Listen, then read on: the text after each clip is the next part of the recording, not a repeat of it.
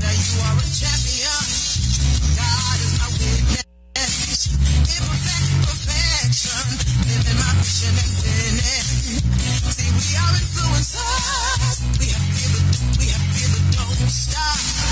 I have the confidence to rise to the top. We are standing bolder, shoulder to shoulder. Playtime is over. Playtime is over.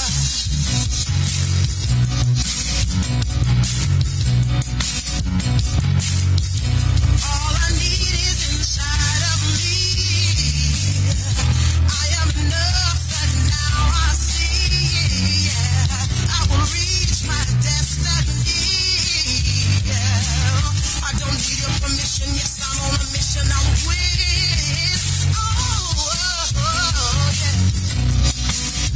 Oh, yeah. Now listen, I want y'all to repeat after me, okay? Because we're going to make some declarations in here today. Here we go. 1, 2, 3. I'm building my legacy for the whole world to see. You say. I'm building my legacy for the whole world to see. Say. I'm building my legacy for the whole world to see me. Say, oh, say I'm building my legacy for the whole world to see. You say, we are standing bolder, we're shoulder to shoulder. We are standing bolder, we're shoulder to shoulder. We are standing bolder, shoulder to shoulder. Playtime is over. Well, I haven't sang that in a minute. Hey, guys, I know I look a little different. I'm doing the natural thing. I don't know if it's working. I'll let you guys know. Welcome back to Impact the World Radio Show. I am your host, Cheryl Wood, and you guys haven't seen us live in a couple weeks, but that's just because God has been moving, and I'm moving and shaking. As he moves, I'm like, tell me where to go. I'm going there. So I just want to welcome everyone who's viewing us through voxwave.com, as well as everybody who's here with me on Facebook Live. Yay! And then Haki, all fancy over there. Are you on Facebook Live? I'm on YouTube Live. And he's on YouTube Live, and I'm on Facebook Live. So we just working it out. We're just doing a whole lot of greatness here. Right. I want to welcome Bisha. How are you, sis? Linda Husser, thank you for being here. Ida, Trina, Norma, Jarrett, Judith, Hester, thank you guys for being here. Please share this out with your network. I have some phenomenal guests in the building, and I'm probably going to talk faster than normal because the air is not working in this joint. And you know me, black people, but this black woman with heat don't really blend too well. I'm trying to hold on to my little afro here. I just got a whole lot going on, Haki. Thank you.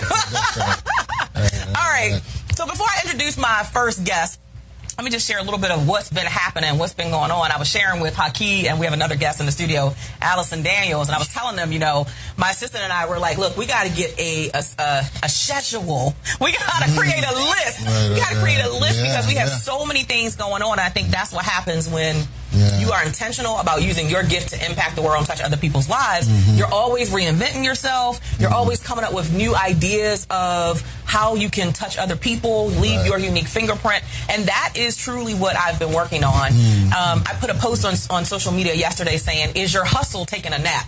Right?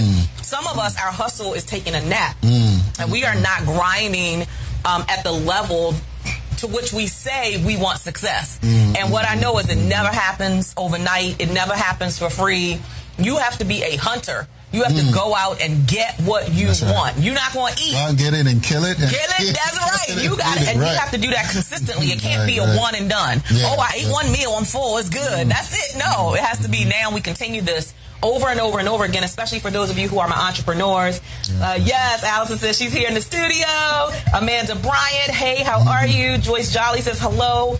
Afternoon here in the D.C. area. Thanks for being here, Joyce. I appreciate it. So I've been moving and shaking. One of the things I'm working on is a series of events called A Woman's Narrative. which is an opportunity where I'm creating a platform for women to share their story, their truth, their unique life message. Because your story, you guys know I say it all the time, your story is about you, but it ain't for you. It's for someone else. And so at each stop where I take this series, A Woman's Narrative, I will have 15 women who will share their story from stage. And it's following kind of the TEDx talk style. And so our first event is set for October 20th. At an amazing venue, the Gilden Horn Recital Hall on the campus of the University of Maryland, October 20th. Here's the thing, you guys. You can't buy tickets to these events. So you have to be invited. And typically that means you got to know me or you have to know one of the speakers, and the speakers get an invitation to extend to a certain group of people. And then we're taking it to Paris. So we are confirmed. We'll be in Paris on Friday, May 10th. Paris. My daughter, as you guys know, goes to, or has for the past, her 8 years of schooling, goes to a French immersion school. So she speaks fluent French. So she cannot wait. I can't wait to have her order me some stuff in French. Like, girls, just say, all I know is bonjour and oui, oui. That's it. Everything else, I'm like, ask her. So I told her to tell me, she has to tell me in French, how do I say ask her? Because that's what I'm going to be saying the whole time, ask her, ask her. But we're super excited. My family and I are all going to be going. We're going to be there for the whole week. All right. But the actual event, A Woman's Narrative Paris, is taking place May 10th. Also, stay tuned, because I'm going to be bringing A Woman's Narrative Atlanta. And that's going to be in March. So I'm going to be looking for 15 powerful women speakers to join me in Atlanta. If you know that you're interested in that. Hey, Charles Carey, nice to see you. Hi, Trina Brown. Hey, Jan, how are you? If you know that you're interested in Atlanta, speaking there, then you want to send me an email at assistant. Yes. Look, you know Atlanta is like Wakanda now. Wakanda forever. That's the place to be. It's the place to go. Everything is happening there. So if you're interested, if you know in advance you're interested in that, just send us an email at assistant@CherylWoodEmpowers.com. But we'll be putting a post up in the next few days about that. We'll have an information call for anybody who wants to get involved. And then, of course, we both just came from the amazing, the phenomenal Power Networking Conference. I need a clapper thing. And for me, it was a dream realized, because I have been waiting 7 years to speak at this conference from the main stage. Finally, dream fulfilled, dream realized. Dues paid. That's what I'm talking about. Dues paid. You know, you stand in that space and you're like, God, I belong here. I've done the work. I've planted the seeds. I've sown. So thank you for manifesting this. So it was surreal for me to be able to have that opportunity to finally be gracing, not just to be gracing the stage at the Power Networking Conference, but I think the bigger piece of it was knowing that I've done the work to belong on the stage. You know, like a lot of times we can fake certain things. Like, I call it fake book instead of Facebook, because everybody a superstar, everybody doing all of this greatness. Okay, lies. Some of it's lies. But when you get on that stage, when you are extended the invitation to speak at the Power Network Conference, you know they have vetted you. You know that you are doing certain numbers in revenue in your business, and you're only on that stage if you are truly manifesting. Not faking it, but manifesting. So for me, it was surreal in that way. All right, so enough about me. Moving on to my first guest, Haki Ami. We have known each other since, when did we first connect? 7. It had been like 7, 8 years ago. I'm like, when did we? You know how you forget? Like you feel like you become brother sister with somebody, but you forget how you connected. It's definitely been about 7, 8 years. It's been a minute, because you've been around like my whole journey almost. Since I started in 2009 doing the t-shirts. I don't know if you knew me when I did the t-shirts. I did not. So prior you kind of, so I started speaking like 2011. So maybe since 2011, sometime around that. But anyway, Haki Ami is an investor. He's an author. He's a massive networker. He has a new book, Mission Unstoppable: Extraordinary Stories of Failures, Blessings, which I want you to explain that. Sure. And it features Dr. George C. Frazier, Les Brown. Come on now, you rubbing shoulders with the greats. Hey, I'm just saying. That's right. How are you, man? Y'all showing up, right? Yes, that's and he does all types of investing seminars, classes, workshops, and events. Welcome to the show. Thank you. Well, it's good to be here on your show. First time here, so it's see how we welcome you in with no heat, no air. I mean, come on in. It's hot up in here. Come on. Well, I'm a original African, so we adapt. You feel me? So we can adapt to any condition. We will survive. I love it. We will survive. Absolutely. Yes. So tell us all about who you are, where you got started, how you got started. Are you in Baltimore? Yes. Well, yes, I'm actually born and raised in Baltimore. Haki Ami, the success scholar. Yes. Here. So, born and raised in Baltimore. Spent, most of my life there. Didn't necessarily leave a whole lot.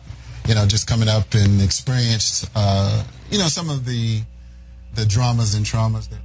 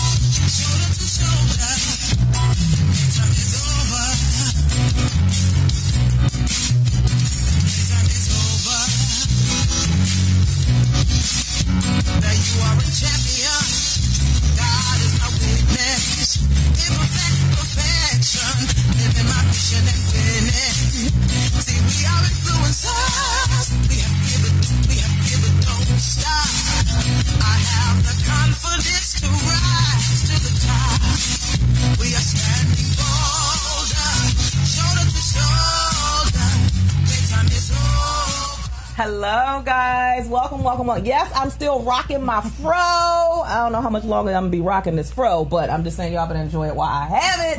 Welcome to Impact the World Radio. My name is Cheryl Wood. I am the visionary of the show and your host, and always excited to be here with you every Wednesday from 12 to 2 to bring to you the best of the best of individuals who are using their unique gift to impact and touch lives globally, right? I think all of us have something. There's something unique about us. And we owe it to ourselves to find what that thing is, whatever that gift is, and to never run from it, but to embrace it. And it's so funny how a lot of times people will have a unique gift, and it typically, here's how you know it's your unique gift. To everybody else it looks hard, but to you it's just like, really? It's just so easy. Let me go ahead and make this amazing sweet potato pie. Or let me go ahead and rock the stage and knock this out, right? Whatever that thing is, typically it looks so hard to everybody else, but to you it kind of flows easily.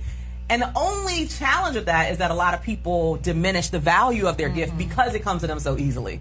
So I want you guys, as you're watching the show, as you're tuning in, and of course we want you to share this with other people, with your tribe, your community, we want you to always reflect on how impactful your unique gift is to someone else. Like, really remove yourself from the equation and ask yourself, how does this shift the trajectory of somebody else's life? Or how does this shift someone else's future by them being able to touch and experience my gift?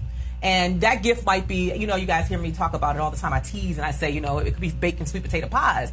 But that sweet potato pie could be what that person needs in that moment. It could be your demonstration of love to them. And it is the best sweet potato pie they have ever had, right? Ever. And in that moment, it might be a moment of comfort. It might be a demonstration to them that someone loves them, someone cares for them. So everything, I don't care what you do, it is something in it that will serve and support somebody else for where they are in their season in their life. So don't negate and don't diminish your unique gift in the world.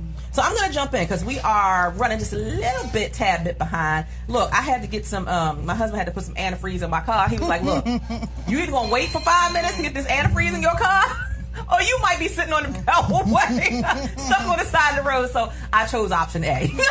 And we're glad you did. Yes. And now I'm here, we can move things forward. I just got to shout out the people who are here with us on Facebook. Renelli Williams. Hey, thank you for being with us. I'm actually going to be with Renelli for her Lift Conference 2018. I'll be your keynote speaker there in the Poconos at the Kalahari Resort, and that's September the 28th. I want to say it's September. Yeah, it's like September the 28th through the 30th. I got so much going on, y'all. Sometimes I'm like, where am I? Who am I? What am I doing? But I'm super excited to be there to serve her community and her tribe. Thank you so much for being here with us. Roz Jones, thank you for being here. It was so great seeing you in Jacksonville. We have Marilyn McCain. Aretha says, thank you, Cheryl Wood. I just shared that advice to a friend this morning. All right now. So we are of like mind. And thank you to everybody else who is tuned in. Guys, please share this out with your followers. It only takes 20 seconds or less to hit the share button. Okay, let me introduce my first guest. Her name is Lakeisha McCaney Osei, and she actually has a really, really special place in my heart. I love women who are able to have the capacity to celebrate other women. Absolutely. And who knows that it doesn't take anything from them to acknowledge when another woman is soaring and walking in her God-given gift. And you have definitely done that. You've been an instrumental part in celebrating all that God has been doing in my life, and I really value and appreciate it. And I want to say that to you personally, so thank you. Outside of that, Lakeisha is a dynamic board-certified professional visionary coach who has been inspiring others most of her life through her inspirational words and forethought. She decided to take this gift that she has and use it to officially propel others into their greatness through launching Joy is Just Over Yonder Coaching Services. I love that. Yes. It's just so unique. It's so unique, right? Joy is Just Over Yonder Coaching Services. She holds a bachelor in science in kinesiology. Kinesiology. Y'all know I went to Baltimore Public School. Stop playing. Stop putting these big words in your bio.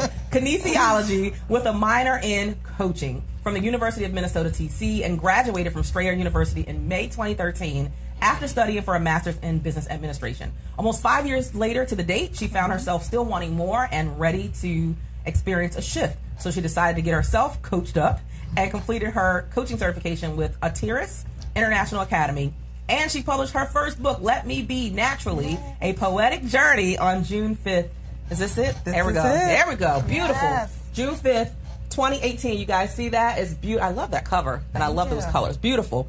Just on June 5th, 2018. Her book project is an extension of her desire to help other queens rap, W-R-A-P, walk royally and purposely into their vision. Welcome to the show. Thank you. So you are like on a high because you just published this amazing book. Yes. Tell us about the book. Tell us how you felt when you finally, look, I know how it feels. Yes. To get that box.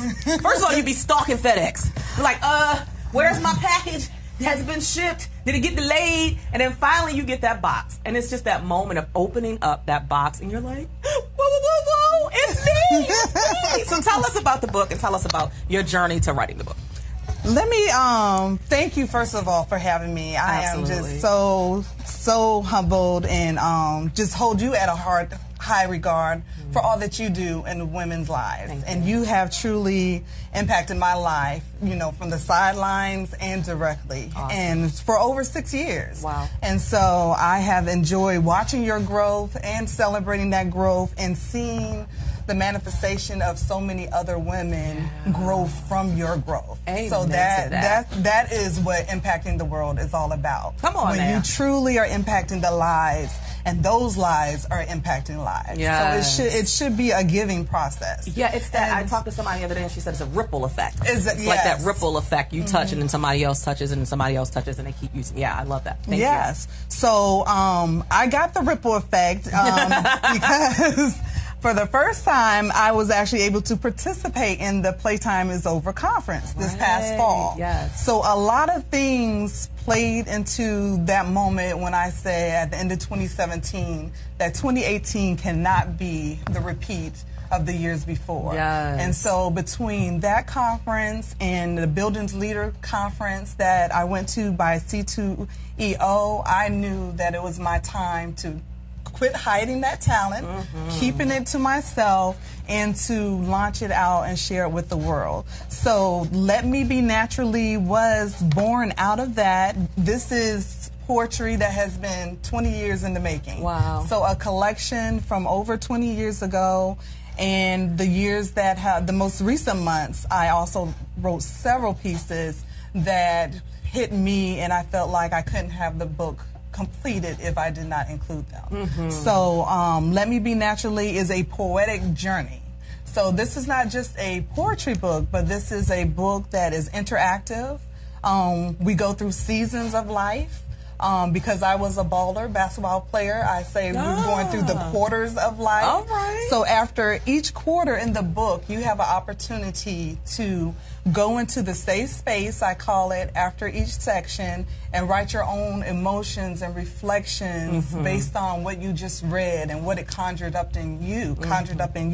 So that happens at the end of each quarter. And then, of course, there's an overtime period, because there's always that unknown. Yes. There's always that you think you got it, but here we go into overtime. Yes. So I had to include an overtime section, which is titled Mission Possible. And it is about serving and giving, and my time serving in missions with Fort Foot Baptist Church, especially right after Katrina. And I had the opportunity to go there for 3 summers in a row. And so just the lives that were touched in that experience conjured up, me really, that sparked me to start writing again, going on those mission trips. So it is a gift that I think that those who have a chance to read it will enjoy. It's funny you talk about how you wait for the box to come. So, of course, I'm a mother of 3. I'm waiting for the box to come. I'm checking. My parents happen to be in town at the time. And I realized the box is there. And then I get there all excited to be the one to cut the tape. Don't tell me. And my 12-year-old says... Don't tell me. Oh, we already opened the box. So it's like, what? I've been waiting. And he's like, oh, yeah, we went ahead and opened it. Oh, my God. We knew it was a book. That's hilarious. So I closed it back up and pretend like I was opening it for the first time. Yes. And I just, was, again, in awe to see it and be able to touch it. Because when people write, they're pouring out not only their life, and not every experience you read will be specifically my story, right. But I'm telling you, the people who touched my life and inspired it, or the things that I saw in nature that inspired it, they became a part of me. And so to be able to reopen that box and, have my father there, my parents there, and then us have a family prayer around that box so that every book that went out into the mail, that, it has a blessing on it. I love it. I love it. What I want people to understand is, when you write a book, it's so much bigger than just writing a book. I believe writing is healing. For us, the people who are expressing whatever it is that we're expressing in writing, it's healing for us. But it's also become such a huge part of our legacy, right? Yes. Because this is going to extend long beyond your physical body. Like, I think about people like Maya Angelou. It's like she will forever be here, if you will, because she put so much of her thoughts and so much of herself into the written word, right? And I know for the African American community, we're very verbal, right? We're verbal people. We tell stories. We pass things down verbally. But one of my missions is to get more women, especially, to share their story in writing, their truth in writing, whatever your subject matter expertise or your life experiences, because it is a healing process for you. It frees you from some of the things that have been perhaps keeping you hostage. And then it becomes a gift to the world. And that's it. So you might not be able to get to Italy, but this might be able to get to Italy.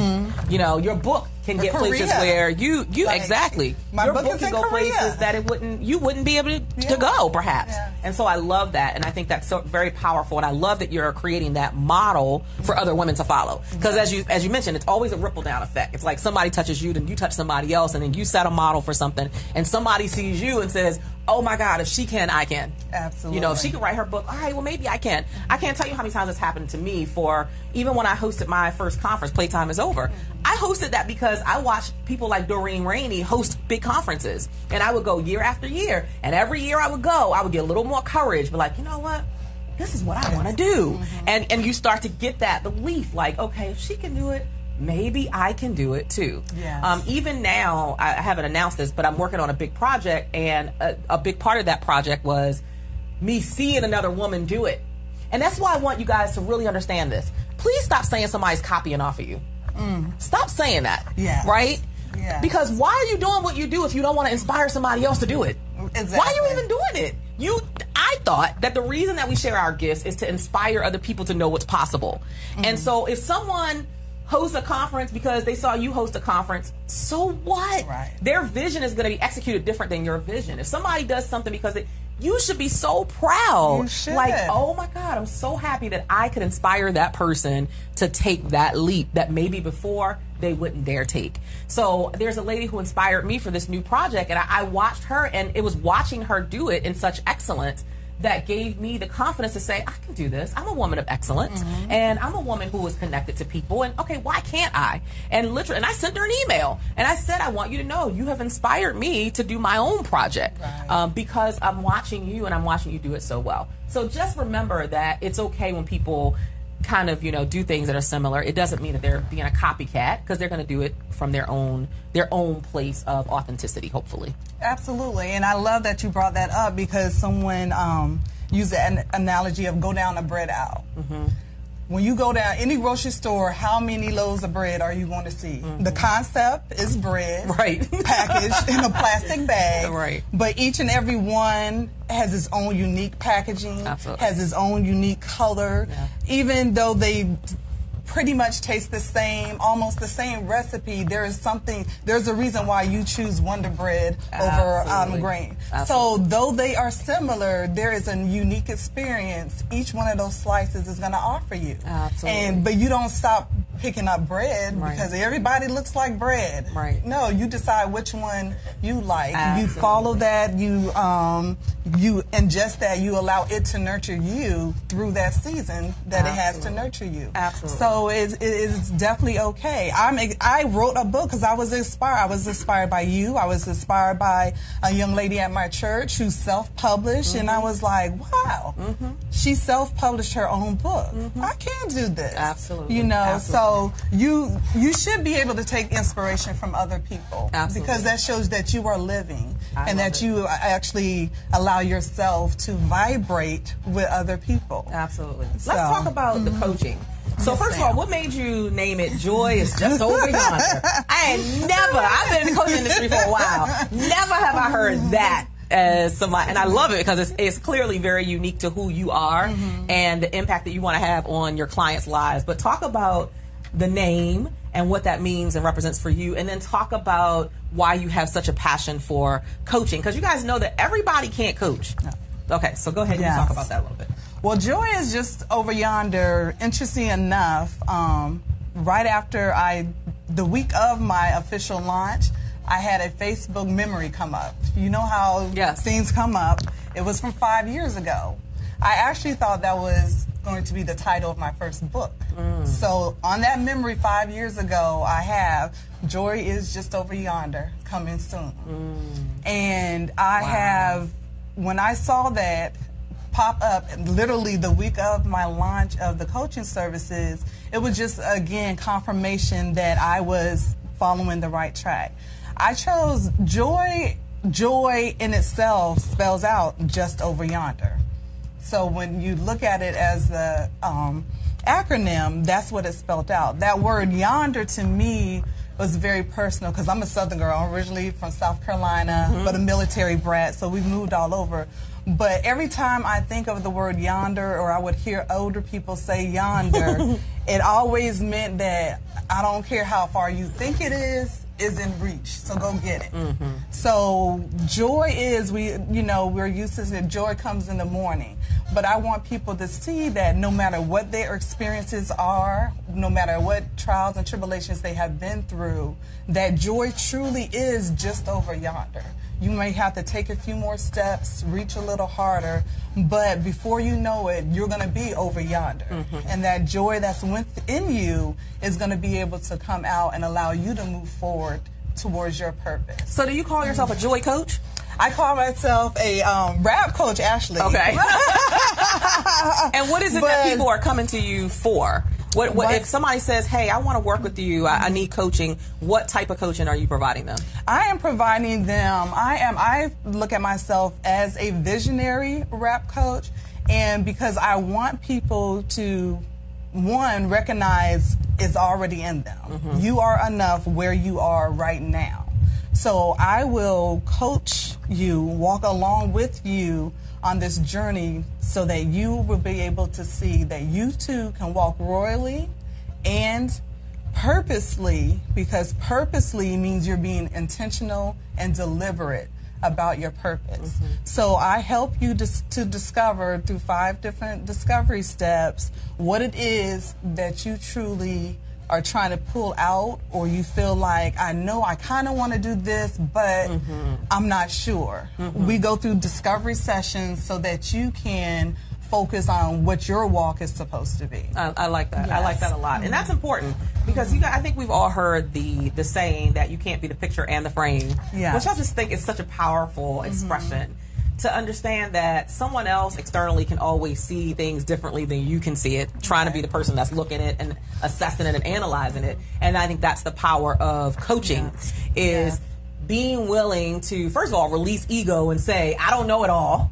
And maybe I can help other people. Like, I'm great at helping other people with their stuff. Like, I'm just like, I can map that thing out for you. I can get you a program going. I can hear your story and be like, oh, we need to do this, tweak this and that. But child, boo, when it comes to me, I need somebody else on the outside looking in saying, Cheryl, this is what I see. This is what your aura says about you. This is how I see you. This is how the world sees you. Everybody needs that. So you should never, ever rob yourself of that experience because you're too cheap to invest in a coach. And I won't even say invest in a coach because you're too cheap to invest in yourself by partnering with a coach. Because the investment is not in the coach. The investment is in you. Right? Can you imagine having someone like Lakeisha holding your hand, step by step, walking you through the process of getting that clarity about who you really are and what your purpose really is? Like, that is priceless. You can't even put a number on that. And I know that's what you're doing for now. Do you serve primarily women? Are you working with women and men? Tell us a little bit more about your ideal client.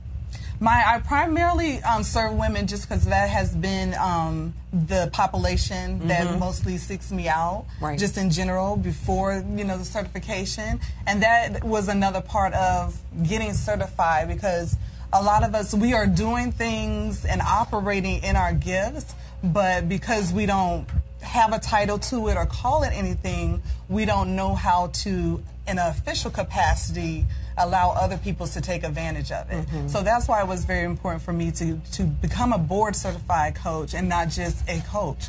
And so I will work with men as well, but the focus is women. And then I also want to encourage people, especially who already have that book in them, to that they can go through the process of writing it and getting it published.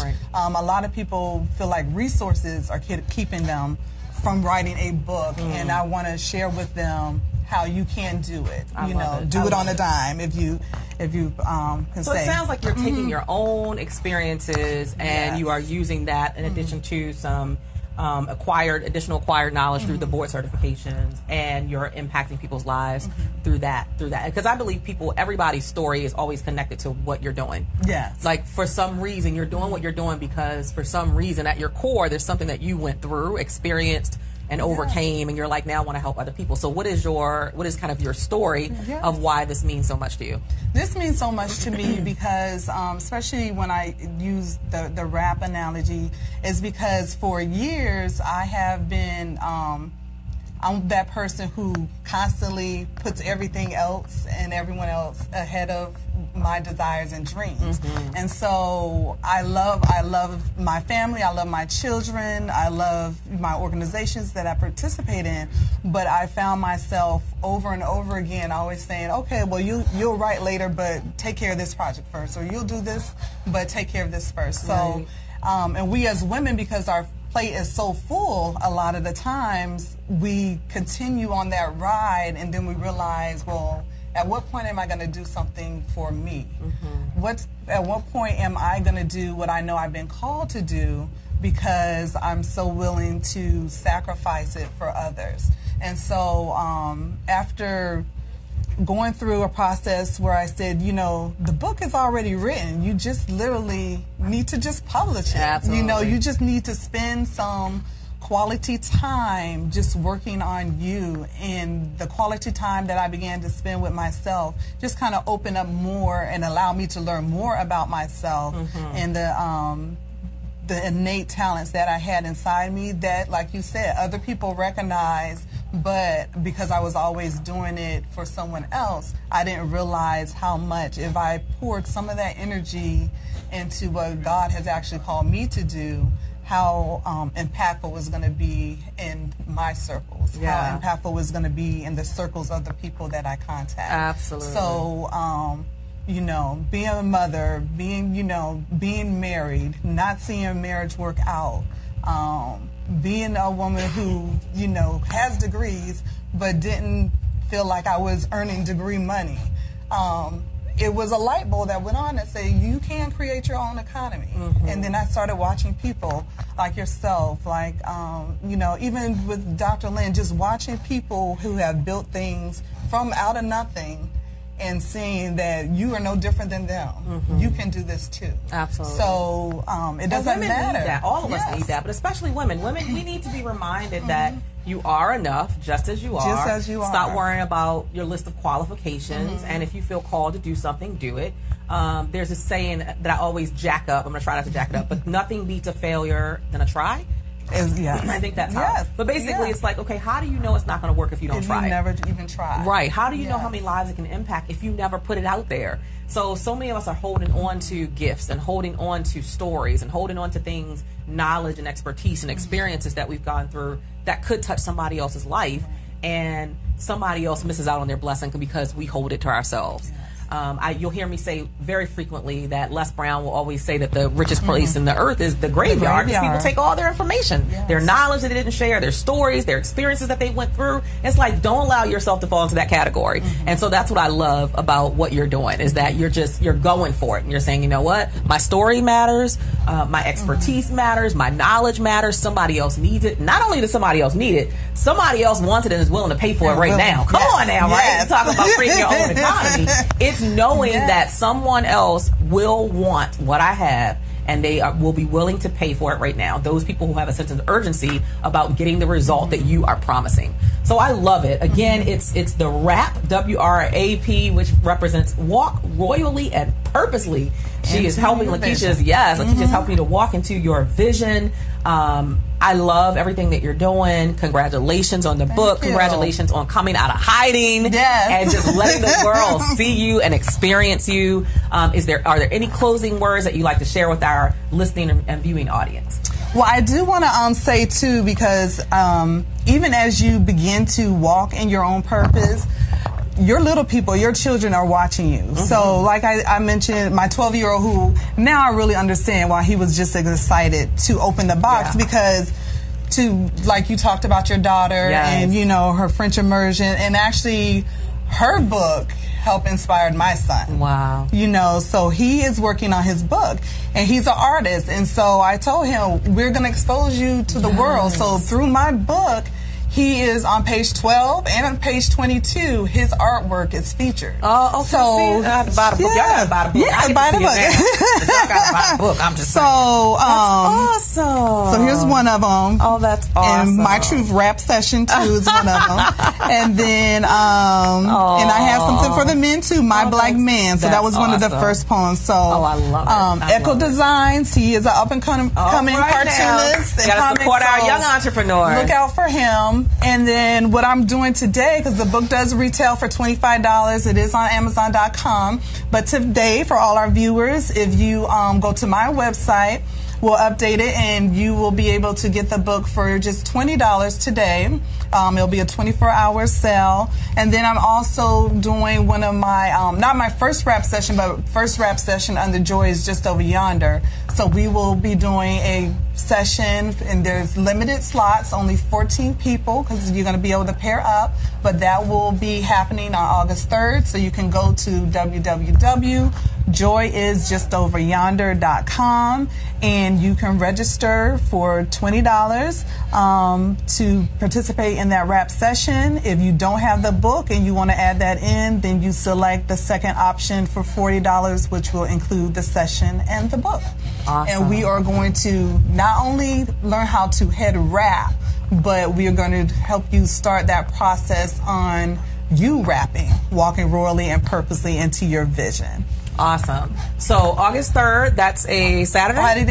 It's a Friday evening, 7 p.m., 7 to 9. Okay, and what's the area? What area? It'll be in Alexandria, Virginia. Okay, there you have it. Yes. So Alexandria, Virginia, and the website again is joyisjustoveryonder.com. Yes. Joyisjustoveryonder.com. That's pretty easy to remember. Share that out. Alexandria, Virginia. Anybody who's in the local DMV region, or if you want to come from afar, you can come. But get your tickets. It's limited. It's intimate, and so you're going to experience head wrap, the wrap, actual physical wrap. But also, you're going to get a copy of the book, and you're going to enjoy the session on walking royally and purposefully in your vision. Yes. Thank you so much for being with us. Keep up the great work. Keep touching people's lives. Keep just being a joy yourself and spreading joy through the power of this inspiration that you're sharing with the world. Keep up the great work. Thank you, Cheryl. All right, there you have it, guys. Lakeisha McKinney-Osei, founder of Joy is Just Over Yonder Coaching Services. You can reach out to her directly.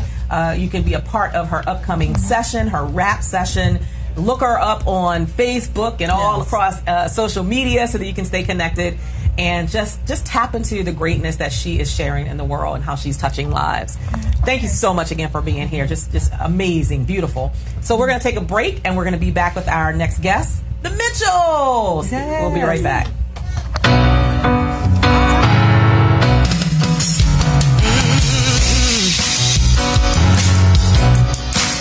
We have powerful words, we have powerful minds. We use our voices and freedom takes flight. And we're ready to work, we're ready to win.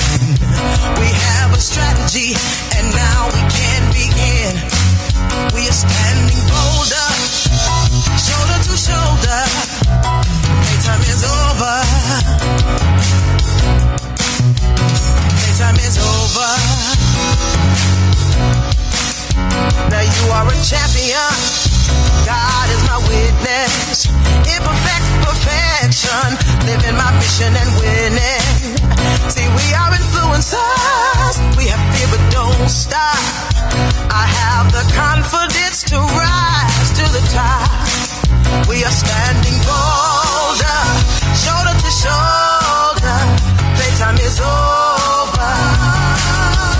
Playtime is over.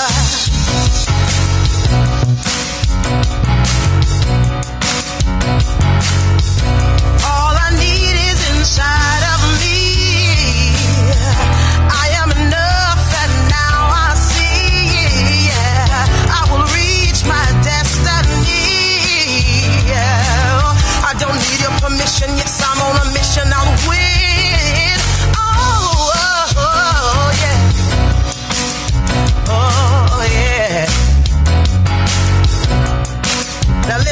I want y'all to repeat after me, okay? Because we're going to make some declarations in here today. Here we go. 1, 2, 3. I'm building my legacy for the whole world to see. You say. All right. So, again, we kicked off the show with Lakeisha McKinney-Osei, who is doing great work in the world. Joy is just over yonder. It's just over there. It's just right over there. That's all you got to remember. It's close, right? So I will never forget that. That's the thing about being unique and having a unique voice in the marketplace and not trying to sound like everybody else. Just be authentically you and speak on and write on and serve the world with the things that really touch you at your core and speak to you, because that will speak to other people in the world. Yes. So now I'll move on to my next guest, who really do. I probably say this about everybody. You have a special place in my heart. They'll be like, Cheryl, you said it to everybody. But you know, people who support me and people who I work with, they do. They absolutely have a special place in my heart. So they have a special place in my heart. This is Tony and Sunita Mitchell. They are America's #1 blended family experts and founders of the Perfect Family Blend. They're in business to help. In the business of helping to build, nurture, and keep blended families together. Tony and Sunita help blended families navigate the challenges, the obstacles, and the roadblocks of building and sustaining a solid, happy family unit. Lord have mercy, everybody need this. Not just blended family, all families need this. Because, I mean, really, we're living in a time where I feel like families are almost being attacked by things that are just happening in the world and by society. People aren't encouraged to settle down and build solid families. We're more in this society of, just do whatever you want, do what makes you feel good, right? And that don't work in a marriage. You can't just consider you. That's why you said I do, right? Because you were going, I do take your feelings into consideration, and I do, right? It's not just I do, or I'm going to do what I want to do. And I feel like that's where a lot of people are just kind of going array in their relationships and their marriages, which is why divorce rate is so high now, right? So I love that you guys are doing this work, because what I know is that strong families build strong communities. And that's what we need, especially in the African American community. They also have a nonprofit organization called Anaya's Project, Inc., which was birthed in memory of their daughter, who they lost at 28 weeks. So they're keeping her legacy alive, and so I love it. So welcome to the show. Thank you for having us. Y'all look so cute. Y'all little shirts. Look at y'all. I'm just saying, they can make me go out and get some branded stuff. I present my brand a little bit more. All right, so tell us where this all came from. First of all, tell us a little bit about your story and your history together, and why you connected that to this whole concept of the perfect family blend. Okay, so again, we're Tony and Sunita Mitchell, and we were joyfully married on September 19, 2009. That's what I'm talking about, a brother that know the date. Yes. Know the date.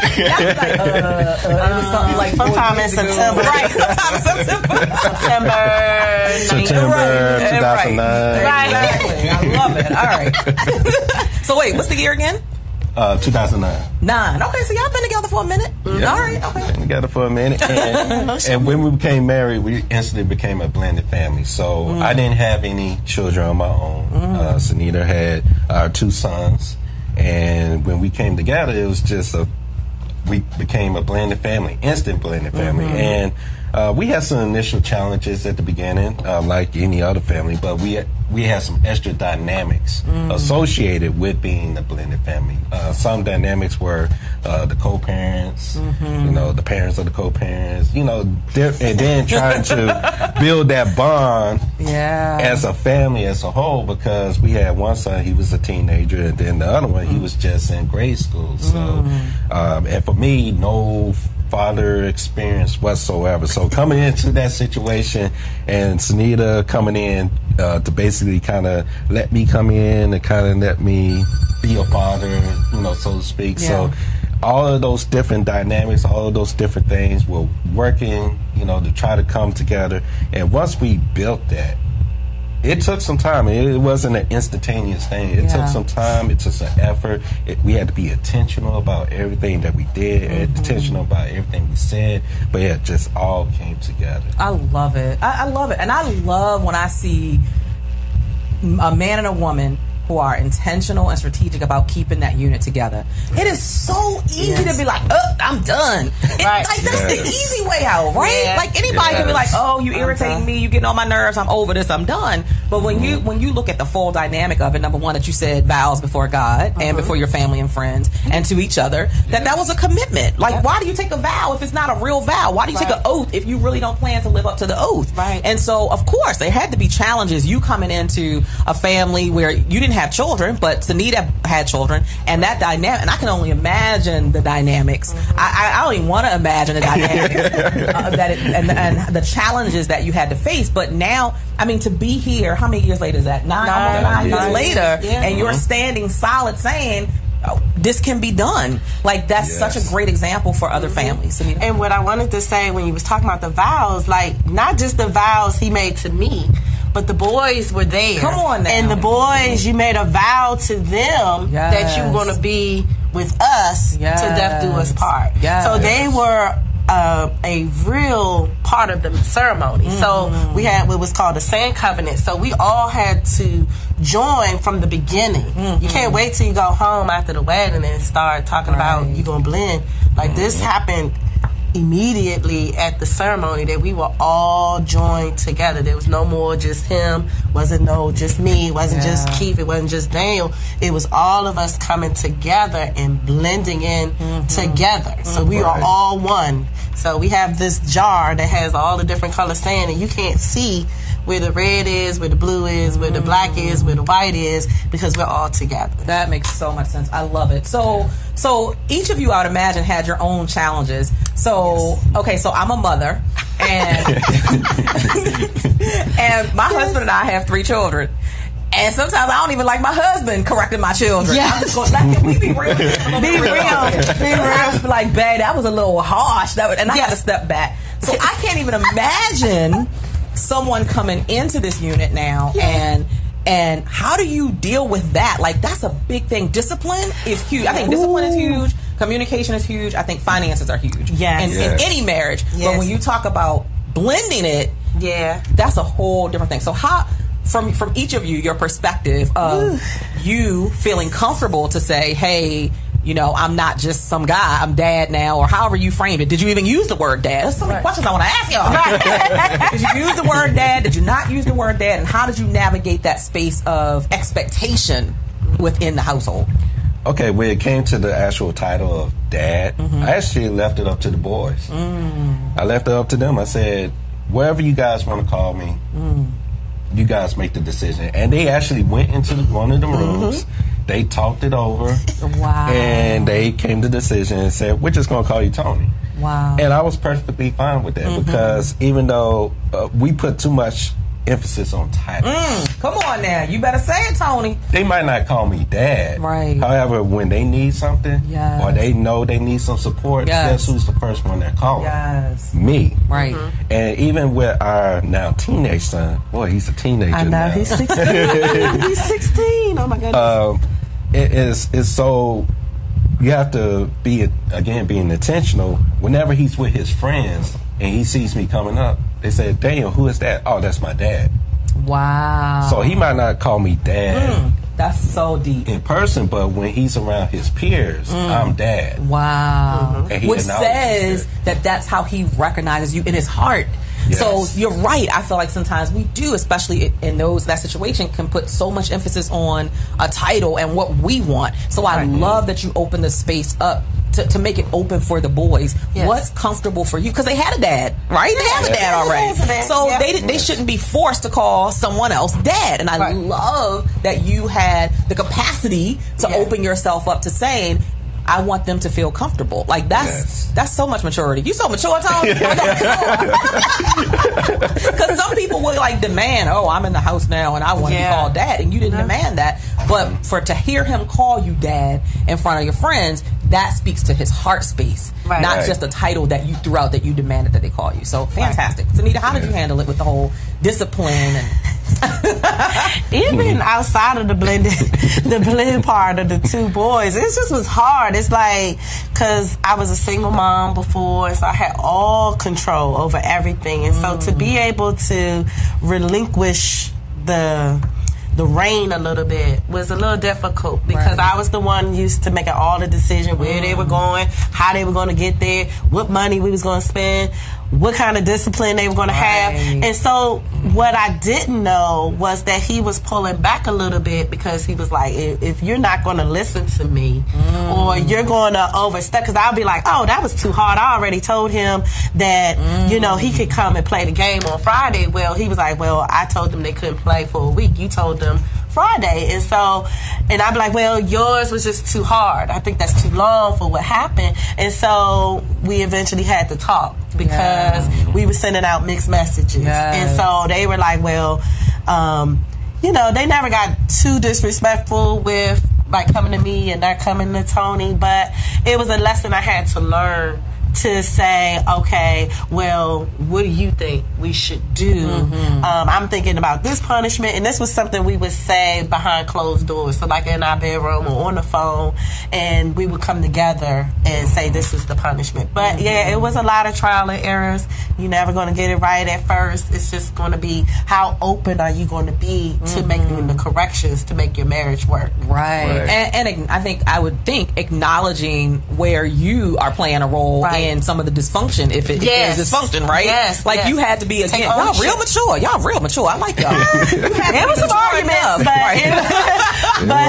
but ultimately you came together. You have to come together because is it more about what I want, or is it about the children receiving the discipline and seeing us being unified? Then seeing us be combative and then play us, because kids will play you. Yes, they will. You know, whether you're in a blended family or not, if kids see any type of crack, they're going to go all in.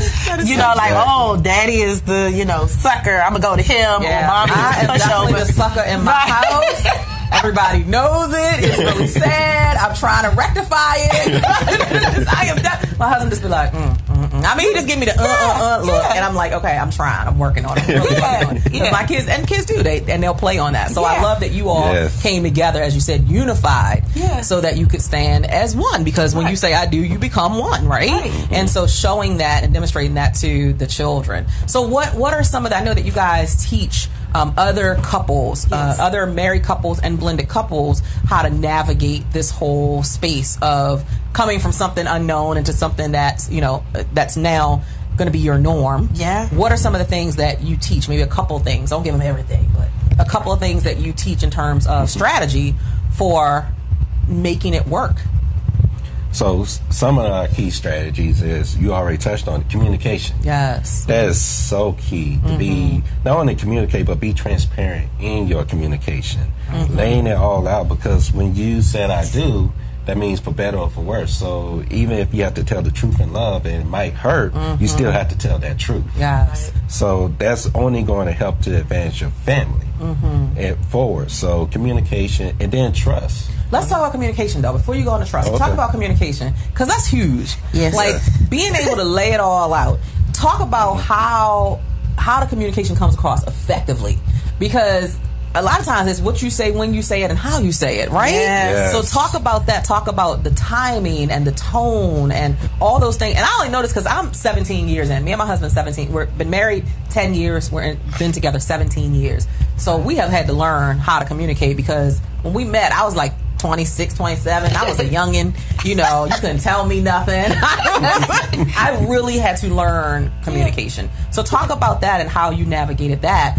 Just tone and when to say what and how you present it, because that matters a lot of whether or not it's received. That's true, because sometimes I could be a ticking time bomb. I could just say whatever comes out of my mouth, and Tony would be like, you didn't have to say it that way. You didn't have to be so abrupt, because in my family, we're very abrupt. Like, we could just say stuff and not really think about the impact of your words. And so it was really Tony that helped me to kind of realize it's your tone, it's what your body language is saying. Because he's like, you saying all the right things, but your body language and your hand motions and your eyes, like everything else is telling you something totally different. And so I had to learn to work on that, because I was dropping seeds with my kids. And so he was like, that really hurt them, or that hurt me when I'm talking to him. So I had to learn that I have to learn to soften what I want to say, and like really watch my tone, because just because I was brought up in a certain environment doesn't mean that it's okay for my children or my husband that they have to take that just because I'm used to speaking that way. So we have to learn to talk, like he was saying, in truth, and be able to accept it and not be like, well, this is who I am, and this is who you married, and so you should have thought about that. Like, no, you have to really. That's the first thing people say. Well, this who you knew what she was marrying. Come on, you gotta grow. We're supposed to grow, and like Scripture say, iron sharpens iron. And so when we gotta smooth out, his job is to also smooth out some of those rough edges for me. And so we have to be able to receive that constructive feedback, and I think that's always hard. That's really I hope you guys are taking these nuggets. Somebody says, yes, me too. I do it unconsciously, and I hate it. And I can be a whippersnapper. That's old. That's tell you how old I am. And I'm pretty. I consider myself a nice person, but you don't want to see the other side, right? And it's a lot of times it is the way that it's said and the way it's expressed, and I can sometimes take offense to the way someone says something. And so I think marriage allows you to work on you a whole lot, doesn't it? It allows you to tap into, okay, what was it about that made me take it that way? What was it that I found so offensive? How did I respond, or did I respond, or did I react to what was said? Could I have handled that or done that a little bit different? It really does allow you to kind of look inward, like who am I and who am I showing up as? Right. But that communication, like you said, speaking your truth, and I think setting the standard or the precedent with each other that when I'm speaking my truth, it's not to hurt you. Right. Yeah. Like I'm speaking my truth because I don't want to speak anything other than that, because that just puts us on a false path of where we're going. That's right. So it's speaking truth so that we can get to the core of whatever the challenge or the issue or the problem is, and we can move forward in unity, right? That's right. Yeah. So move on to trust. Because you don't want to take advantage or take your spouse for granted. That they're going to always be there to take your harshness. Right. That's true. Come on now. You know what I mean? Right. Just because you don't want to change, you you expect them to just take it, or your kids to just take it, but they'll start to rebel or act out based on how you're talking to them. Absolutely. And I think that's important what you said too, because you don't then want to stifle your mate from expressing themselves to you or talking to you or even bringing anything to you because they know how you're going to react already. Right. And so now they withhold. Exactly. They shut down and withhold. And all of those things are the things that end up leading to divorce. Yeah. Yes, so it's like you got to nip that stuff in the bud right from the start. And again, I think you said it perfectly. Just speak your truth. Yep. Yes. Not in a space of trying to hurt somebody, but knowing that you're both ultimately trying to accomplish the same thing, which is to have a strong unit that is reflective to the children, and that you on this thing, you're on a journey together till death do you part. That's right. You ain't going nowhere. Ain't going nowhere. That's what I tell Ain't my going husband. nowhere. I'm like, I told her, if you say we going somewhere, I'm like, where we going? Right, exactly. I said the same thing to my husband. I was like, first of all, you got at least to 18 till these kids grow up. Number one, you definitely ain't going nowhere. And after that, I ain't gonna have nobody to talk to, so you really ain't going nowhere. I'm like, so if you going to Mexico, I'm coming with you. When we leaving? When we leaving?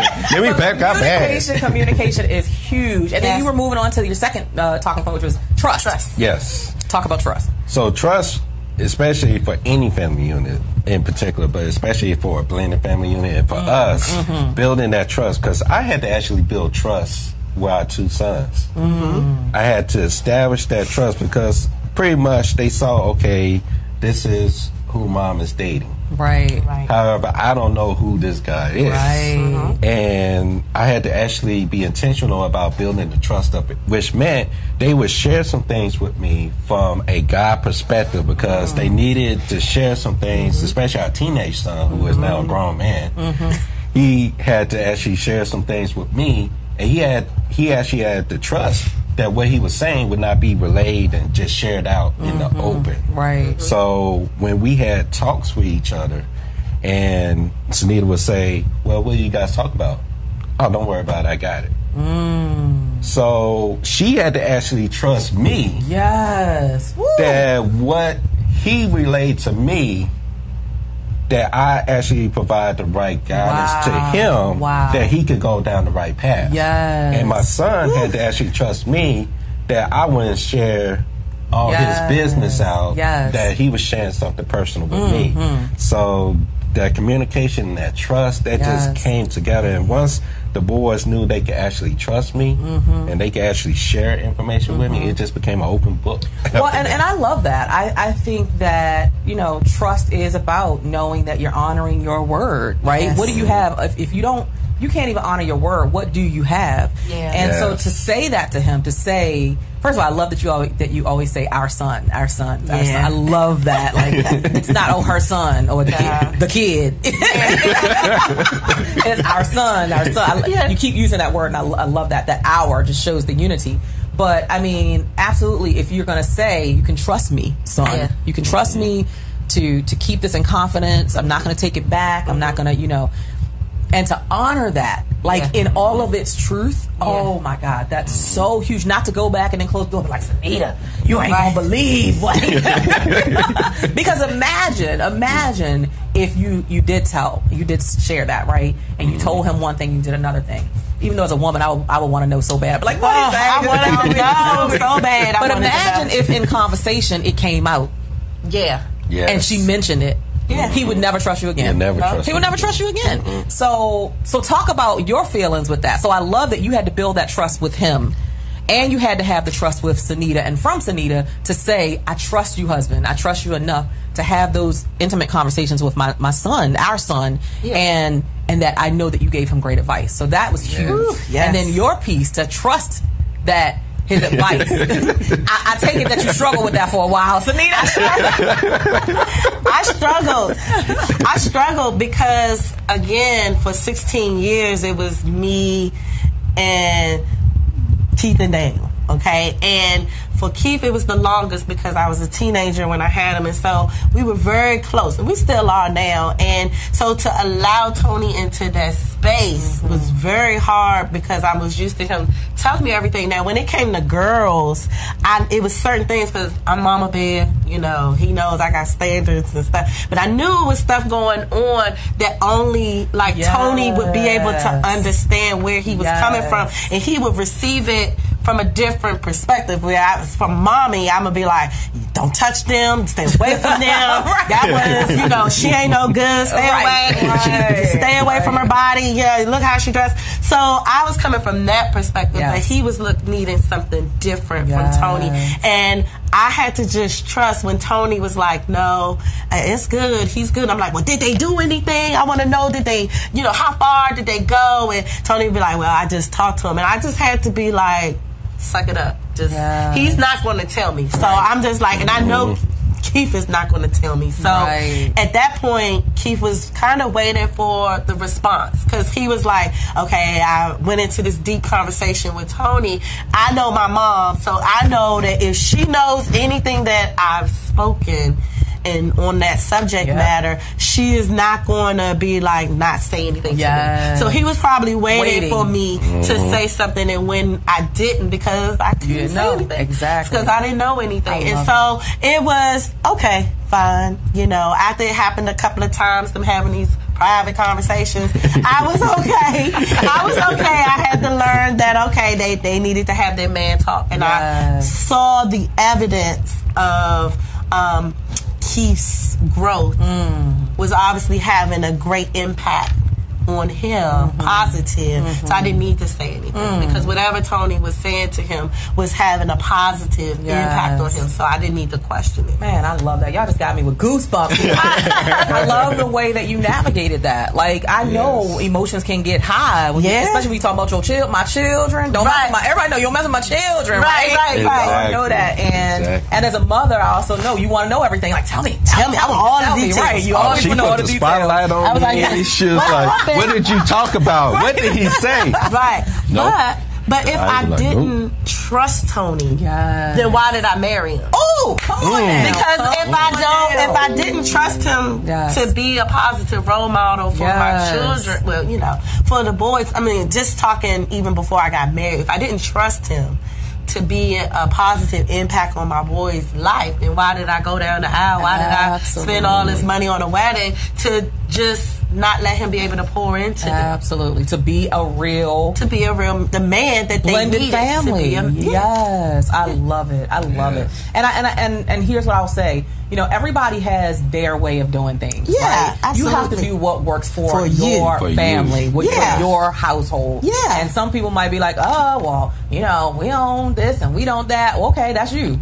So you have to operate and function your household based on what works for your household. Yes. And like you said, your son knew you. He knows you, and he knew that if Tony had told you anything, he was going to hear it. He was going to hear it back. He knows. So he was able to continue that relationship and building that trust because Tony honored his word. That's right. So I love that. And I love that you had the capacity to say, I married this man because I trust him, and let me trust him in this important season that we're in terms of them developing their relationship. Absolutely. That's just good stuff, y'all. I'm loving it.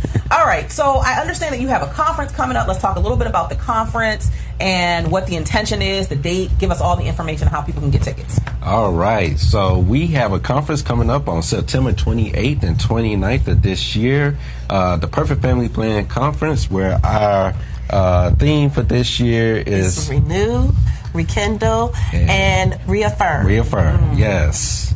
So it's going to be at the College Park Marriott in College Park, Maryland, and we are definitely looking forward to it. And our information theperfectfamilyblend.com, or you can go to theperfectfamilyblend.eventbrite.com to find out all the ticket information. And it's for, who is it for? Like, who is this a good fit for? Who's going to get great content and value from this conference? So blended families, people who are in blended families, people who have been dating for a long time that are going to be a blended family, singles who, again, I may have said dating, maybe you just at that beginning stages and you don't know where that relationship's going to go, but you can come out and you're going to learn some things to help implement, or, you know, you can see what may be on the horizon for you. Married couples, because again, these topics are for everybody, where our focus is on a blended family. But if you're not in a blended family, you're still welcome, because there's still these elements that are going to help reaffirm and rekindle and renew your marriage. We have to pour into our marriages in order for them to survive. Absolutely, and thrive and grow. And when you think about it, all of us really are blended families, because you coming in as a stranger and they coming in as a stranger, and you blending your family, right? Even if they're not kids, like even if I didn't have kids children, and my husband didn't have kids, we're blending our family, because I got to know your mama and your aunt and your uncle, and you got to know my people, and we want that to be, because have you guys ever met somebody who they can't stand each other's family? It's a hot mess. It's a hot mess. It's real. So when you look at that description of blended family, broaden your mind about what that really looks like and what that represents. The topics that you're going to be having your speakers speak on is going to be applicable to married couples and to families who want to thrive. Can you share with us some of the topics that will be discussed maybe at the conference? Just a couple. Maybe. So we'll have a truth panel, which is going to be dealing with all types of issues, whether it's people who are dealing with fertility challenges, whether it's difficulties, like you said, with co-parenting or arguments, or how did you come together? What are some things that you did?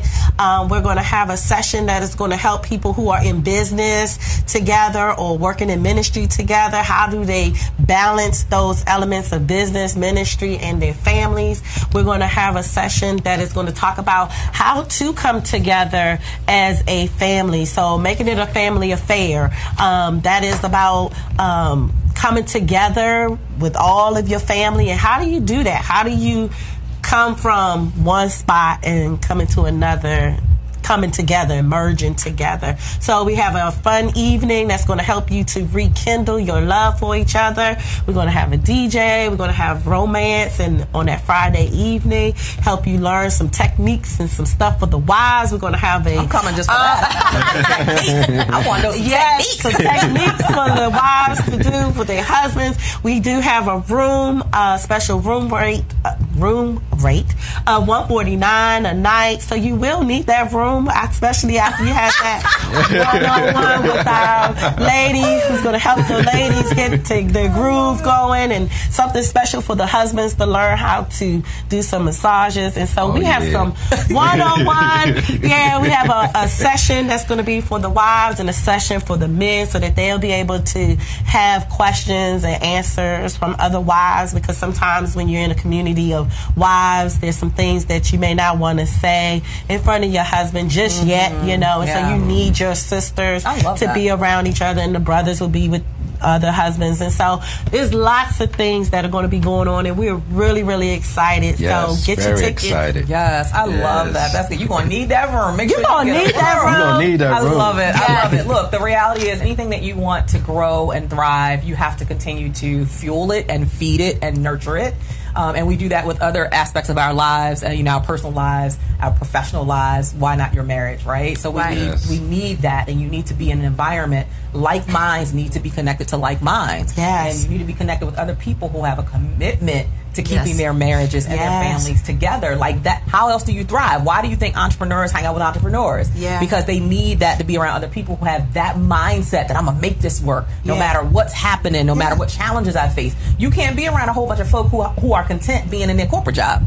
Right. And think you're going, right? Because the energy is different. You have to be around people of like minds. When you see doctors, physicians, they hanging out with other doctors and physicians so they can learn, so they can grow, so they can thrive. It's that way in any industry, so it's no different when you bring it to marriage. You need to be around other married couples who are striving for something similar. And because what happens is that energy rubs off on you. Yeah. Yes. And even if you're in a tough spot in your marriage, because all of us go through it, right? Everybody. Like marriage, it's work. It's hard. You don't want to pretend that it's easy. Yeah. So it really takes work. So if you want it to work, come around and be around some other folks who are making it work and have some strategies to pour into you. Yes. So you want to go to the Perfect Family Blend. .eventbrite.com and get your tickets. Again, the date is September 28th through the 29th.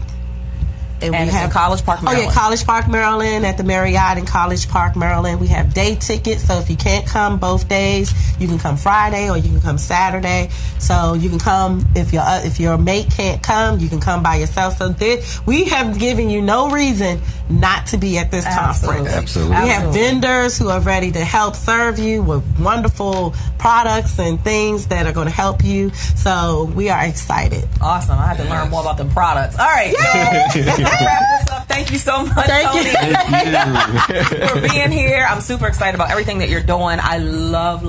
As a woman who is so committed to marriage and family, I love what you're doing and how you're pouring back into the world with the thing that really is a unique gifting for you. Like, you've made it work, and other people need those tools and those resources that you're going to provide. So make sure you stay connected with Tony and Sunita Mitchell. Make sure you check out theperfectfamilyblend.com. Yes. Check out and theperfectfamilyblend.eventbrite.com for tickets to the conference September 28th through 30th. We're going to take a break, and we're going to be back with our final guest, who is going to just wow you, Miss Deborah Williams. So we'll be right back in just a moment.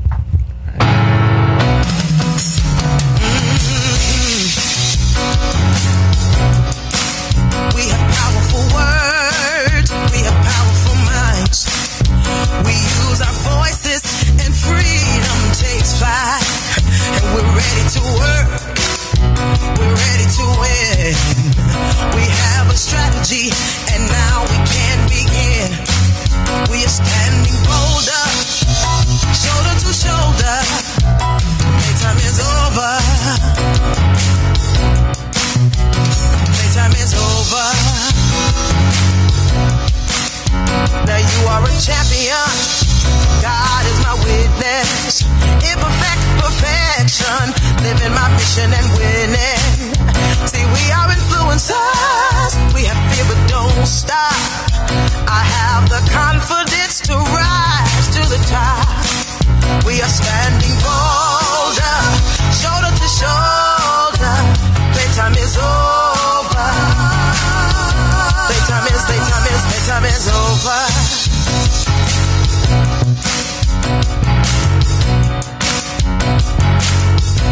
All I need is inside of me. I am enough and now I see. I will reach my destiny. I don't need your permission. Yes, I'm on a mission. I'll win. Oh yeah. Oh yeah. Now listen, I want y'all to repeat after me, okay? Cause we're gonna make some declarations in here today. Here we go. 1, 2, 3. I'm building my legacy for the whole world to see. You say, I'm building my legacy for the whole world to see. Say, I'm building my legacy for the whole world to see me. Say, oh, say I'm building my legacy for the whole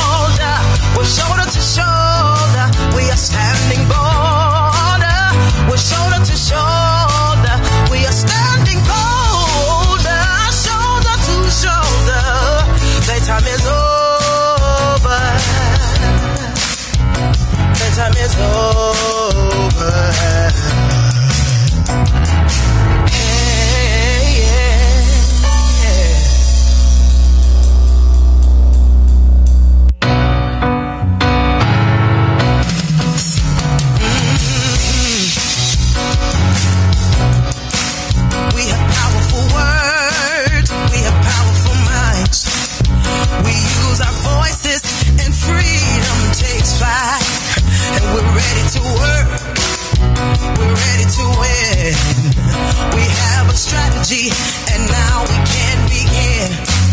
We are standing bolder, shoulder to shoulder. Playtime is over. Playtime is over.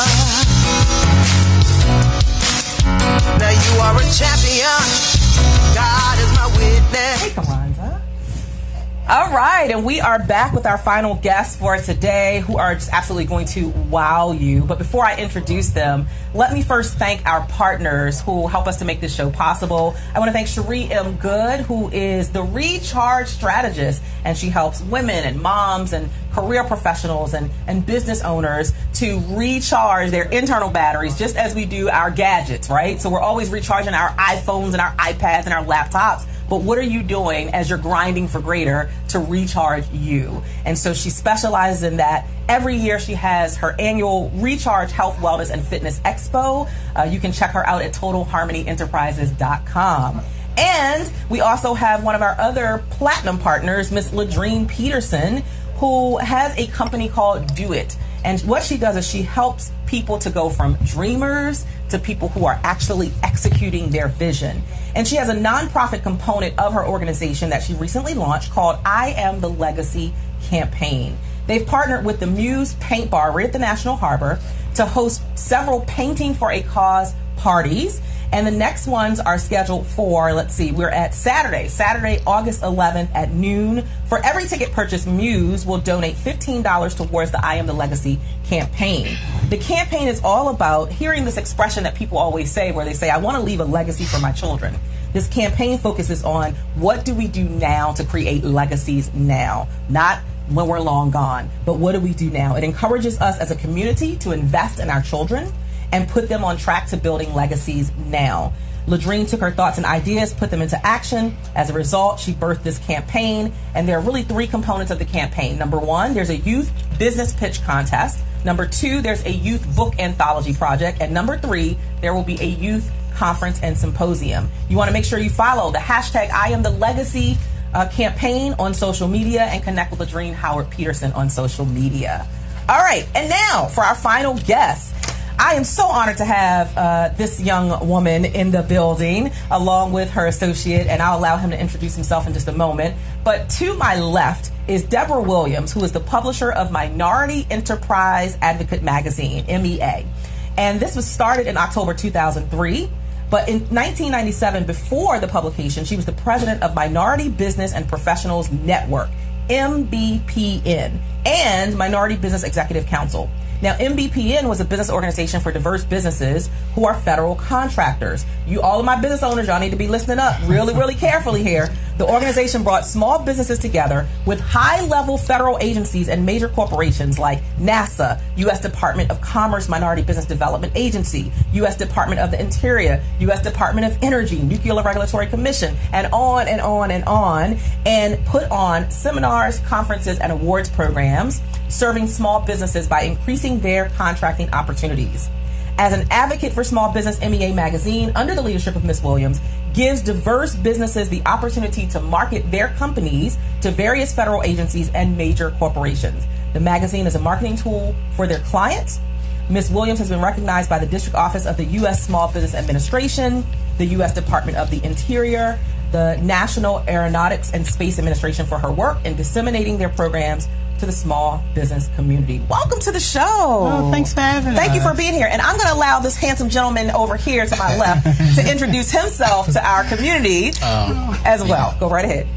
Yes, my name is Sonny Ezeji, and I am the president of MEA publication. And this went back to 1997 when we started the organization called the Minority. Actually, we first started, we called it Minority Business and Professionals Network. And after a couple of years, we decided to call it a Minority Enterprise Executive Council. Minority Enterprise Executive Council? Executive Council. A while back. Yes. So, and the mission of this organization is we actually going about lobbying and advocating for small minority businesses in the federal market and in the corporation also. So it's kind of like we're building relationships for minority businesses in both federal and private sector. Yes. That's what the mission and the goal of this fantastic. Yeah, I love it. So let me ask this question. So where does your passion, because clearly you're both passionate about it, right? I'm looking at the resume and I'm hearing you talk, and there's a passion for wanting to help minority businesses to grow to a new level. Where does that passion stem from for you personally? Both of us are the kind of people that like to help people.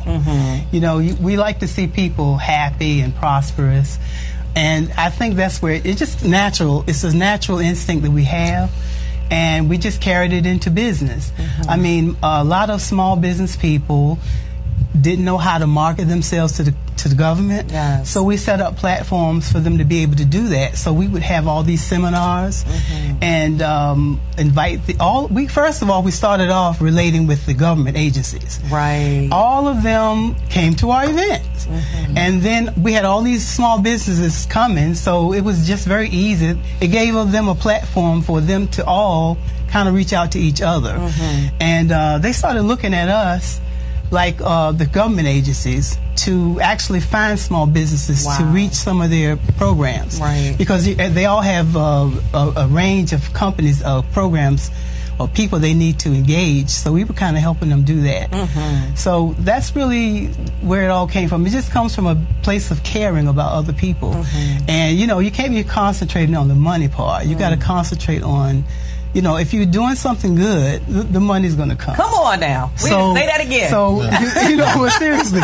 It will come. Absolutely. So you don't have to concentrate on, money.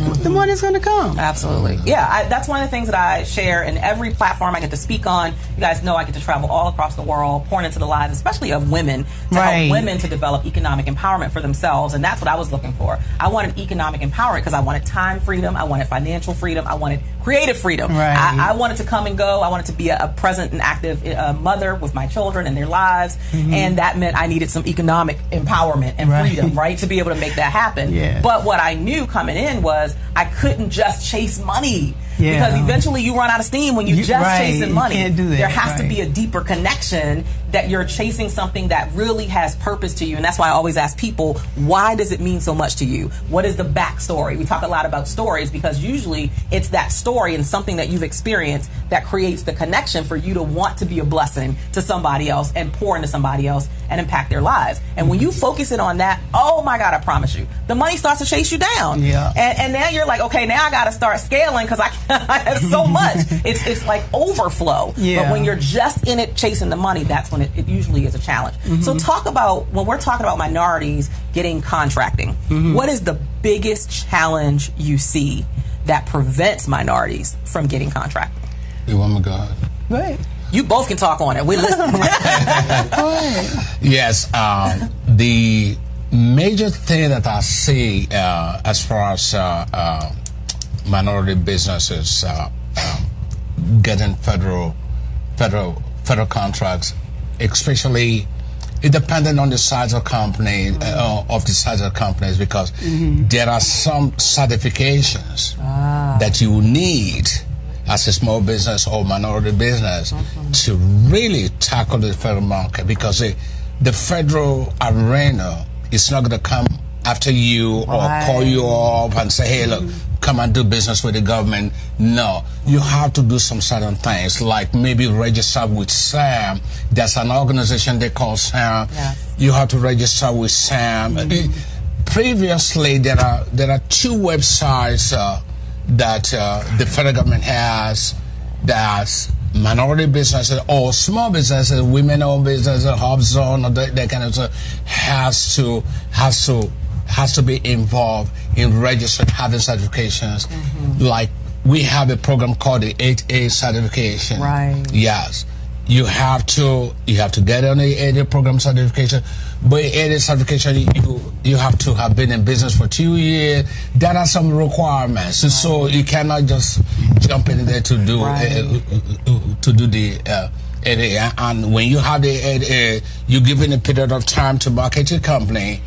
and after that you graduate from the area program, and you can do PR, or like we come in doing a lot of PR for a lot of companies. Right. So yes, we've been doing this for many over 20 years. Over 20 years. Right. And you're talking of where the passion came from. I actually, it all came from in '97 when I don't know whether you want me to talk very deeply as to. Back. Oh, I want to hear the story. I'm curious now. I want to hear the story. In '97, I came out from school. I decided I want to set up an organization, because my passion, first and foremost, is when I came out, I called Deborah. Deborah was with me all along, and I told her, I said, look, I want to start an organization. I want to lobby, and that's my passion. I want to lobby and advocate for minority businesses in the federal market. What Deborah said, number one, he said, "Hey man, you know, from here, though, how you gonna tackle the people in the federal government? Right? How you gonna tackle the federal government market to open the doors for a lot of minorities? Yes. You know, when God is ordained you for a mission, He already made provisions for you. Yes, absolutely. Yes. That's what I feel myself. I felt that it was my call. As soon as he started going out there and dealing with the government, they just grabbed onto it. It was just weird because everybody came to our event. And he was the one who spearheaded everything. I used to, at that point in '97, I didn't even have a car. I didn't have it. I entered metro and buses. I jumped in from State Department, Department MBDA, the U.S. Department of Commerce. I used to go there. Linda Richardson, may her soul rest in peace. Linda Richardson was one sister who always sorted for me when I come to MBA. He said, "Sonny, come on, let me take you. Let me take you to others." I decided I build a relationship with all the federal procurement agencies. About 35 of them. I'm not talking of one or two. These are 35 federal agencies because I have a passion to help small businesses. I started off from State Department, Justice, Commerce Department, FEMA, just on and on like that. So, well, that's powerful. There's so much I took from that. I don't know about anybody else. We have people in the studio with us, but I took from that the passion allowed you to just get started, and then there was some divine orchestration in there, right? Because God will do His thing once you get started. I do believe that if you just get started, He will start to orchestrate things and maneuver things where it is blessing whatever that vision is. So you have to have the vision, and then you have to have the passion to fulfill the vision, to execute the vision, and then you have to make sure that you're actually getting started. And then you said a big piece, which was relationships, because business is all about. Look, I find this out over and over and over again in my own journey, that it is really not what you know. It is who you know. It is who knows you and what they know about you, right? And do you have that credibility? I put a post on Facebook the other day about some of the collaborations I've been able to get just in the past couple of days, this past week. And I said, you know, thank God that my brand credibility speaks for me before I ever open my mouth. And that happens over time, not overnight. And it really is consistently showing up, always having that passion, having a very clear vision, having the clarity to articulate that vision, and then building relationships and really having people, a community of people who believe in the vision and believe in the mission enough to develop the relationship with you and start to open doors of opportunity. So I love that. And I know all of my business owners who are tuned in and who are watching are just eating this up, because this is the kind of juicy stuff we love on this show. We got to give a huge shout out to Tawanda Livingston, who is on with us through Facebook Live. Thank you so much for being here. She's shouting out Sonny and Deborah. So I know that you're preparing for this amazing conference and gala that's coming up September 18th. Tell us about that, and tell us what's the intention and what's going to happen and how people can get tickets to that as well. Okay, we've been doing these events for quite some time, and it's just to celebrate small business, especially African American businesses. take them into a situation where they're relaxed, they're comfortable, they get to meet some corporate people, they meet some government people and other small businesses. So it's like a networking event, as well as where you're eating and getting an award. You know, our awards programs is really a networking program, and we do it every year. Sometimes we do a luncheon, sometimes we do galas, and basically it's just like I'm saying, it's a networking organization. And the conference, we added a conference to it this time just to make it a little bit more interesting. It's all about women business, all little aspects of women. The magazine, Women Leadership Magazine, is like a couple of years old. We put that together especially to support women in business, all aspects of their life, relationships, motherhood, business, everything you can think of. So we did that because right now it's our time. It is our time, indeed. It is our time. Go ahead. Let me help Deborah a little bit, though. Yes, for your audience, like event coming up on September 18th, this is women all over the world. They have demonstrated power and leadership. We've always done that. And this is our 13th. This is our 13th annual awards gala. About 15. Okay. This is our 15th annual awards gala. We've done these events all over the place. At Four Seasons, Ritz-Carlton. It's been something we've been doing for very long. Although we don't call it Women of Power Leadership gala and conference all the time. It could be different. Sometimes we call it Women of 50 Influential Minorities. All we're doing is just trying to improve and increase awareness, empower minority businesses. To me personally, this awards program that we're doing is just kind of like empowering minorities, both men and women. But in this instance right here, though, we are really focusing on the leadership of women. Yes. And we have just combined a conference. We have just combined a conference to the gala. Previously, we were thinking of doing a gala only, but now we have a conference, which the conference, we have several government. Actually, our conference and the gala, our keynote speaker is General Bruce Crawford. General Bruce Crawford is a 4-star general. He's a CIO for the Army, and he's going to be our and other speakers includes Margot Dorfman with the U.S. Women Chamber of Commerce. We got Jane Campbell from the Women Impact Public Policy.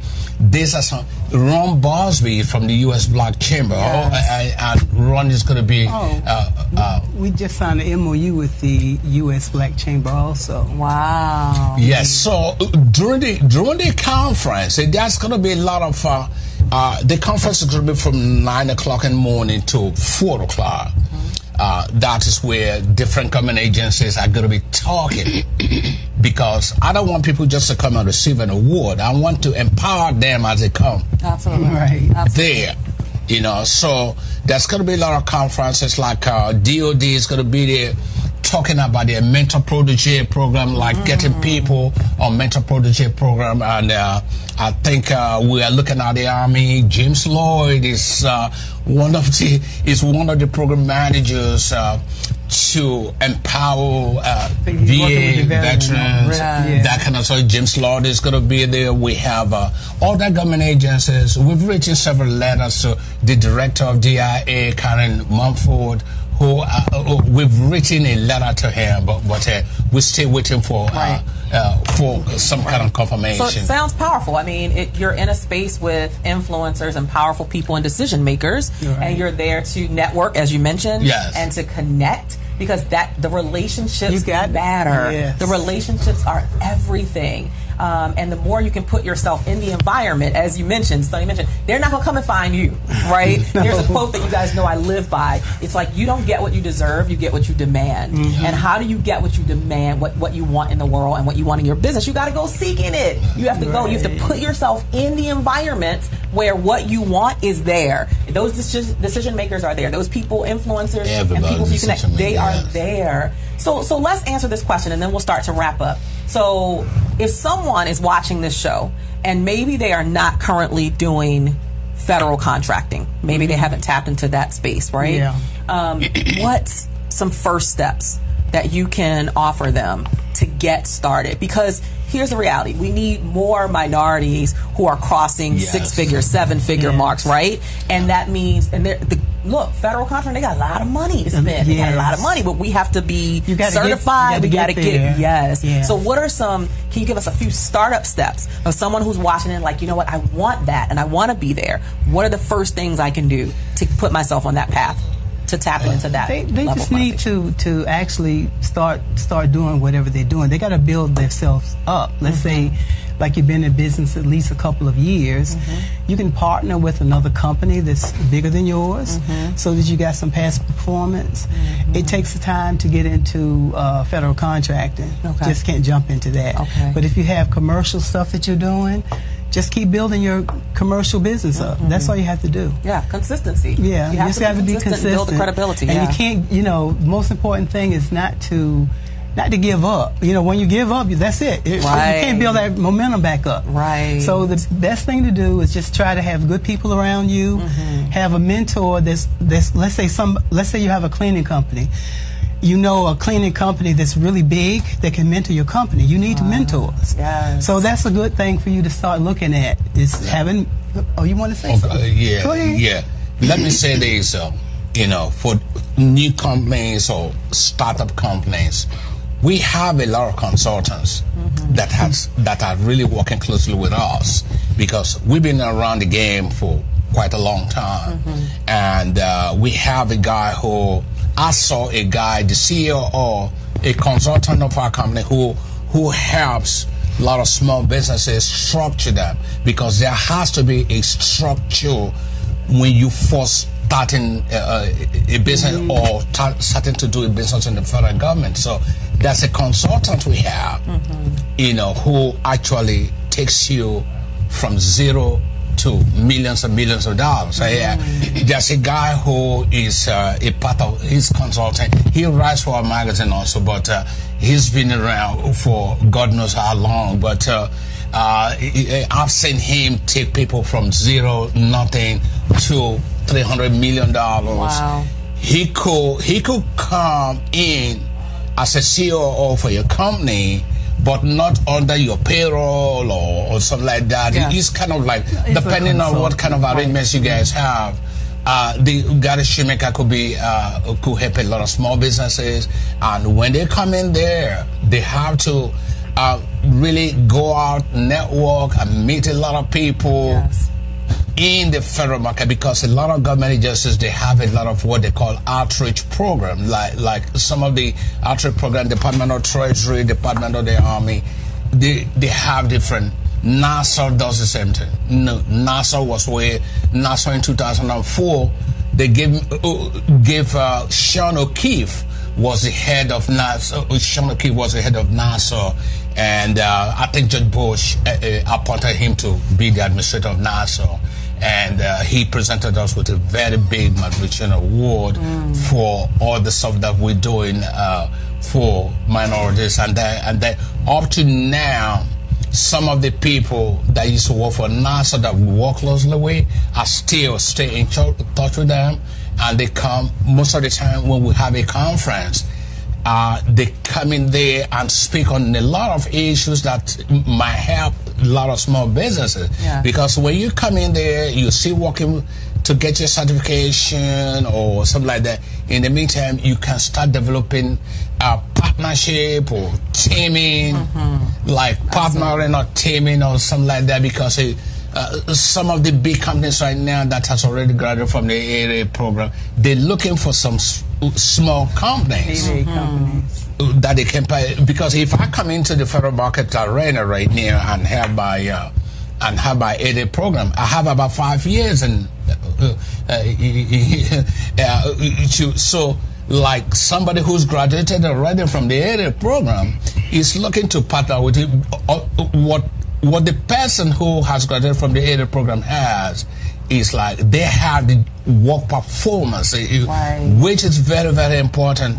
So you coming in with your 80 program, you can team up quickly, easily with some of the people that has already graduated from graduate and make a lot of millions of dollars. Yes. So let's expand our thinking, right? Let's expand what we believe is possible as business owners, and don't be scared off by the process. I've done a little bit of I've done a little bit of consulting in the federal government. I haven't done a lot, but you guys are really opening my mind up to what's possible. But I did have to go through the SAM program. I had to get my DUNS number. Like all those things are it's a process, and so you have to have patience in knowing what the end result is. And if you can get access for your business to millions of dollars, why would we not tap into what's available for us to do what we do anyway, to do whatever our unique expertise is. So just get started. Start developing relationships. I would say show up in the places such as the conference on September 18th, where you can get those connections and build those relationships. Be consistent. Potentially get a mentor who can support you and guide you in the process. And as you mentioned, Deborah, so eloquently, it's like, don't give up. Don't stop. Don't just throw in the towel because things are hard. Yes, it's hard, or it's not going as quick as you would like. Let me say this last time. I'll round it up. Like most of the time, the applications for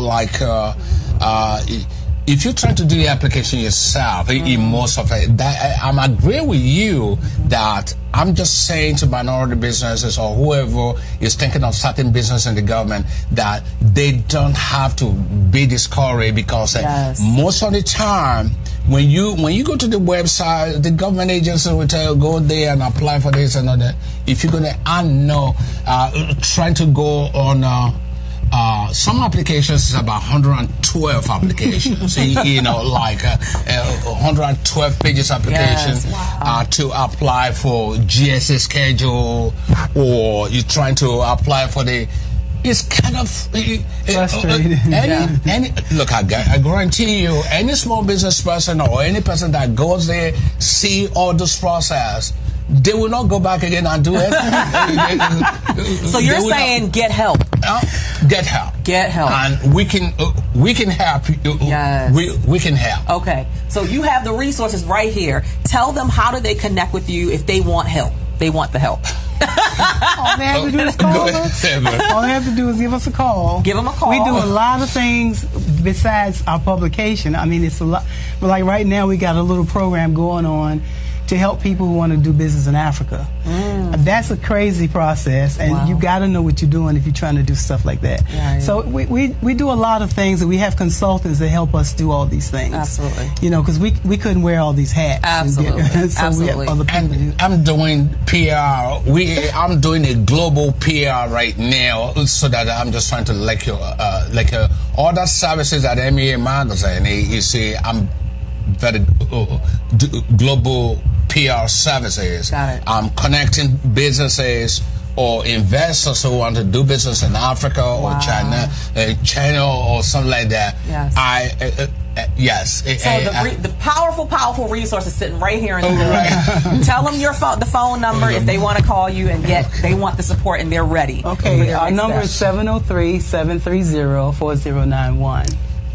All right, she's going to say that one more time, a little slower. 703-730-4091. And our website is meamagazine.com. All right, you guys got that, meamagazine.com. But for all intents and purposes, before we close out today, we do want to really encourage you to get your tickets for the upcoming conference and awards program, September 18th, 2018, right at the Washington Convention Center. At the convention. And how do they get the tickets for that? They can go to our website.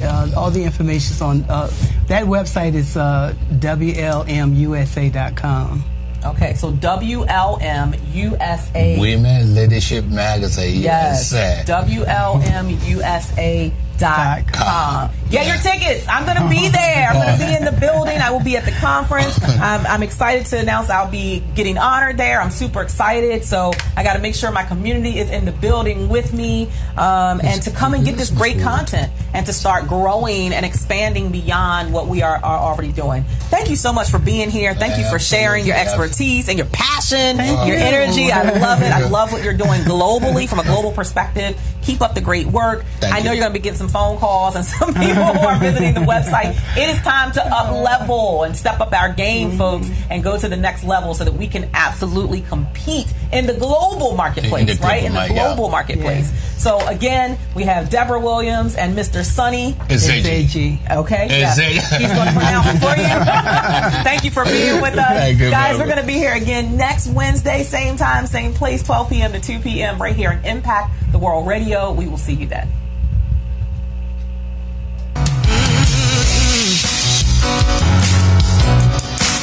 We have powerful words, we have powerful minds. We use our voices and freedom takes flight. And we're ready to work, we're ready to win. We have a strategy and now we can begin. We are standing bolder, shoulder to shoulder. Playtime is over. Playtime is over. Now you are a champion. God is my witness. Imperfect perfection. Living my mission and winning. See, we are influencers. We have fear but don't stop. I have the confidence to rise to the top. We are standing bold.